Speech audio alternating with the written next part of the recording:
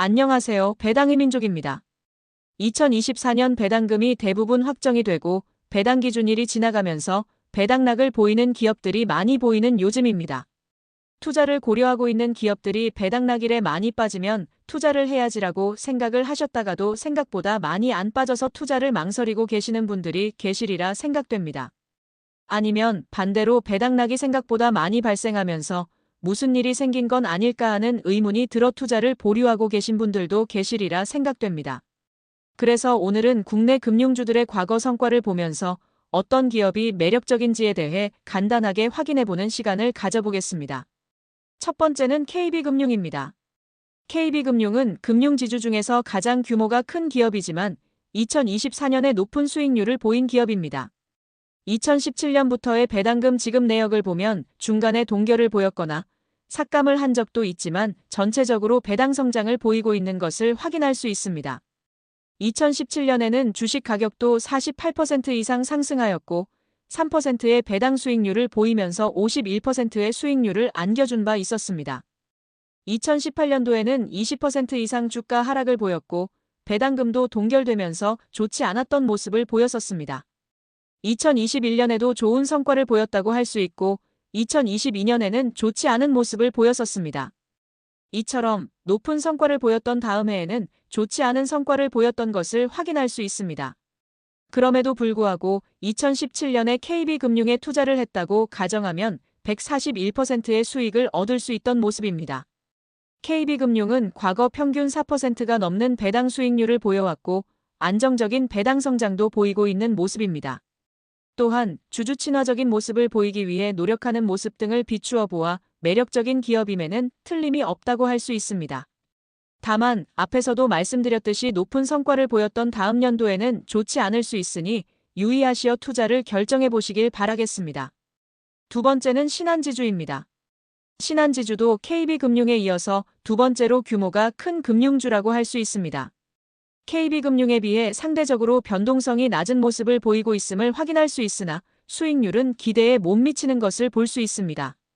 가장 높은 수익률을 보였던 2024년도에도 주가 상승과 배당 수익을 더하여도 25% 수준밖에 안 되는 것을 확인할 수 있습니다.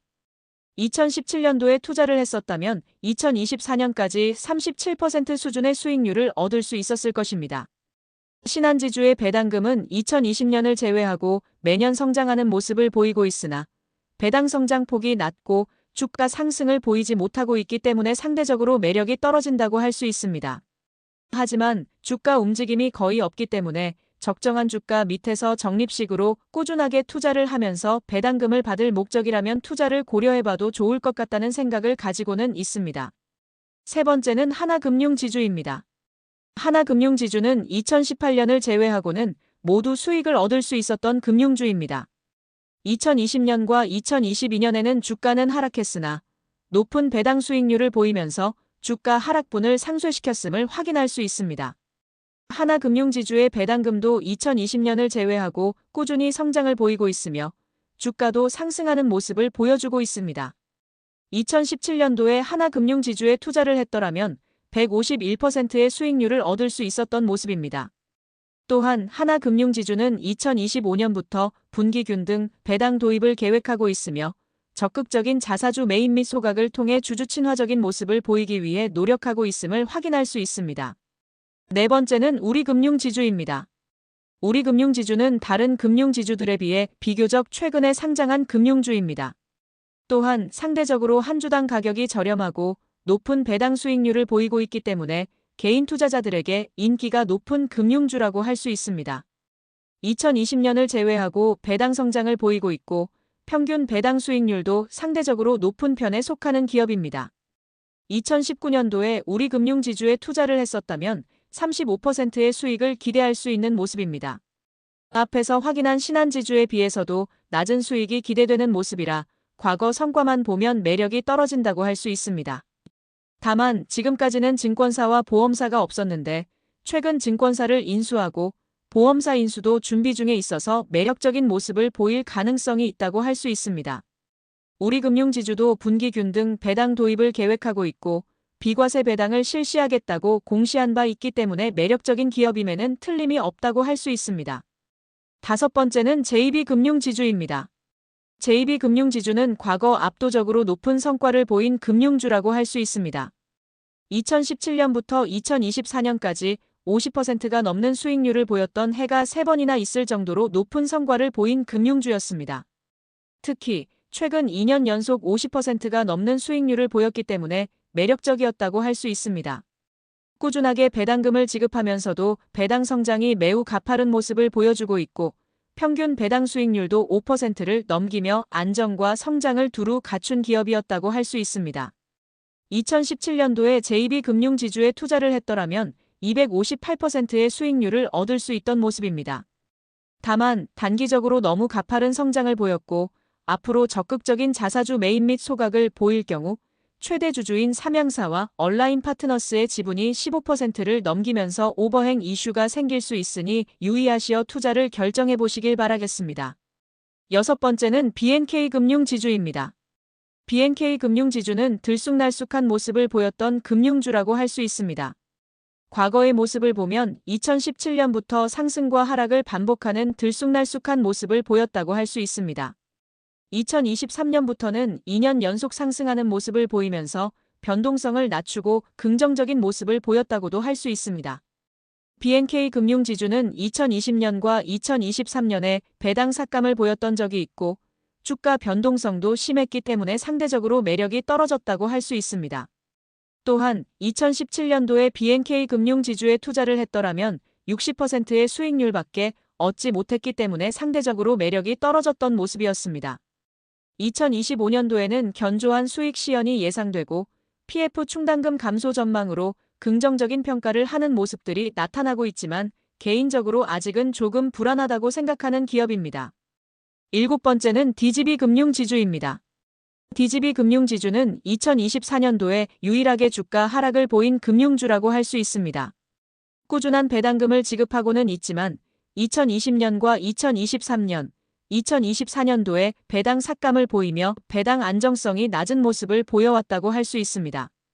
평균 배당 수익률은 5%를 넘어가면서 매력적이라고 생각하실 수 있으나 전체적으로 주가 하락에 따른 배당 수익률 상승 효과라고 볼 수 있기 때문에 매력이 낮다고 할 수 있습니다.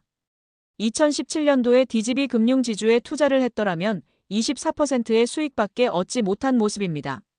과거에는 상대적으로 좋지 않은 모습들을 보여왔고 기대 수익률도 낮은 모습이었지만 시중은행 전환에 따른 장기적 시너지 효과가 전망되고 부동산 PF 관련 대손 충당금 감소에 따른 기저효과도 기대됨에 따라 긍정적으로 바라보는 전망도 있으니 참고하셔서 투자를 결정해 보시길 바라겠습니다. 여덟 번째는 기업은행입니다. 기업은행은 대표적으로 배당 투자자들에게 인기가 높은 배당주라고 할 수 있습니다. 다른 금융주들에 비해 기업은행은 최대 주주가 대한민국 정부이다 보니 안정성이 높기 때문이라고 보여집니다. 2019년과 2020년에 배당 삭감을 보였으나 전체적으로는 크게 증가하는 모습을 보이고 있고 평균 배당 수익률이 6%가 넘어가기 때문에 매력적이라고 생각됩니다. 2018년부터 2020년까지 3년 연속 주가 하락을 보이며 좋지 않은 모습을 보였던 적도 있지만 2021년부터 4년 연속 긍정적인 움직임을 보여주면서 매력을 되찾았다고 할 수 있습니다. 다만 다른 금융지주들에 비해 총주주 환원율이 다소 낮다는 특징이 있고 CET1 비율이 상대적으로 낮은 모습을 보이고 있어서 주주 환원을 크게 확대하기는 어렵다는 의견도 있으니 참고해 보시길 바라겠습니다. 아홉 번째는 메리츠 금융지주입니다. 메리츠 금융지주는 주주 환원에 미친 기업이라는 평가가 있던 금융주입니다. 대표적으로 자회사였던 메리츠화재와 메리츠증권을 메리츠 금융지주로 합병을 시키면서 기업 분할을 일삼으며 개인 투자자들에게 피해를 끼쳤던 다른 기업들에 비해 주주 친화적인 움직임을 보였다고 할 수 있습니다. 합병을 하는 과정 속에서 과거 자료는 무의미할 수 있습니다. 2023년부터 2년 연속 높은 성장을 보였고 세금이 부과되는 현금 배당보다는 자사주 매입 및 소각을 위주로 주주 환원을 시행하며 주주 친화적인 모습을 보였다고 할 수 있습니다. 다만 재무 건전성이 흔들리면서 앞으로도 지속적으로 과거와 같이 적극적인 주주 환원 정책을 펼칠 수 있을까에 대한 의문이 생기는 모습입니다. 또한 메리츠 금융지주는 은행을 보유하지 않은 금융주이기 때문에 상대적으로 실적 안정성이 떨어질 수 있으니 참고하셔서 투자를 결정해 나가시길 바라겠습니다. 마지막은 한국금융지주입니다. 한국금융지주도 메리츠 금융지주와 마찬가지로 은행을 보유하지 않은 금융주입니다. 메리츠 금융지주는 보험업을 중심으로 한다면 한국금융지주는 증권업을 중심으로 하는 금융주입니다. 은행이 아닌 투자를 중심으로 이뤄지다 보니 실적 변동성이 크고 실적이 변동함에 따라 배당금의 변동성도 심한 기업이라고 할 수 있습니다. 2021년에는 한 주당 6,150원의 배당금을 지급했었는데 2024년에는 3,980원을 지급하기로 결정하면서 3년이 지났어도 배당금이 회복되지 못한 모습을 보이고 있습니다. 투자 시장을 긍정적으로 바라보면서 배당금이 아닌 단기적인 트레이딩 관점으로 접근을 하신다면 한국금융지주도 매력적인 기업이지만 안정적인 배당금 수령을 목적으로 투자를 하기에는 상대적으로 매력이 낮은 기업이라고 할 수 있습니다. 그럼에도 불구하고 4%가 넘는 평균 배당 수익률을 보이고 있고 주가 움직임도 긍정적인 모습을 보이고 있으니 기업의 특징을 고려하여 안정적인 투자를 이어나가시길 바라겠습니다. 지금까지 국내를 대표하는 금융주 10곳에 대해 간단하게 비교를 해보았습니다. 과거의 성과가 좋았다고 해서 앞으로도 좋은 모습을 보인다는 것은 아닙니다. 반대로 과거의 성과가 좋지 않았다고 해서 앞으로도 좋지 않을 것이라고 예상하시면 안 됩니다. 기업들이 현금 배당을 중심으로 하는지 자사주 매입 및 소각을 중심으로 하는지 등 주주환원 정책도 비교를 해보시고 앞으로의 실적 전망도 확인을 하면서 안정적인 투자를 이어나가셨으면 좋겠습니다. 그럼 이상으로 오늘 준비한 영상을 마치겠습니다. 영상 내용이 도움이 되셨다면 구독과 좋아요 부탁드리겠습니다. 오늘도 영상 끝까지 시청해주셔서 감사합니다.